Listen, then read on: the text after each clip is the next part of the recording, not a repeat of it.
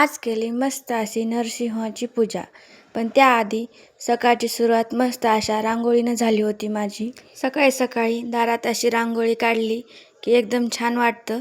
त्यानंतर मग लेकीच्या डब्याची तयारी करून घेतली. इथं आज तिला मी देणार होते टोमॅटोची चटणी. तिची फार आवडतीची भाजी आहे ती.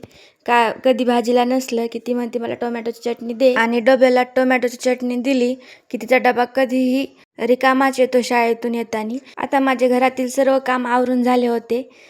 देवपूजा करायची राहिली होती फक्त. पण त्याआधी म्हटलं की थोडं फ्रेश व्हावा. संपूर्ण घाम झाला होता. यावर्षी म्हणावं तसा काही पाऊस झालाच नाही. पावसाळा चालू असून पण उन्हाळाच वाटतो. त्यानंतर सर्व आवरून घेतलं आणि सकाळीच मी अशी फुलं आणली होती कॉलनीतून. त्याचा इथं हार करायला घेतला. गेल्या शनिवारीच मला नरसिंहाची पूजा करायची होती. श्रावण महिन्यात ती करतात पहिल्या शनिवारी. परंतु मला काम होतं दुसरं, त्यामुळे मग काही झालीच नाही करणं. त्यामुळे मग दुसऱ्या शनिवारी मी इथं पूजा करायला घेत आहे. त्यामुळे मग 2 माळी करायचं ठरवलं होतं. आमच्या इकडं दर शनिवारी माळ घालतात नरसिंहाला. आमच्या इकडं अशी पद्धत आहे, दर शनिवारी एक माळ घालायची.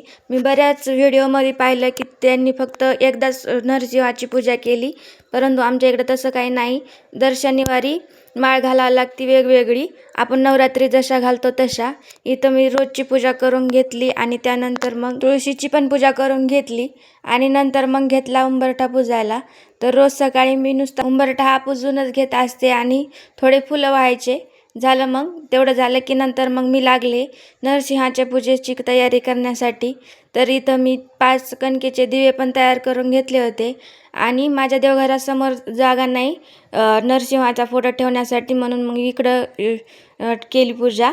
तर हे बघा, इथं 2 माळी वाहून घेतलेल्या आहेत मी आणि नंतर मग फुलं पण वाहून घेतले. आमच्या इकडं अशीच पूजा करतात आणि त्यानंतर मग कणकेच्या दिव्यांनी आरती करायची, असं काही असतं. श्रावण महिन्यात दर शनिवारी उपवास पकडायचा.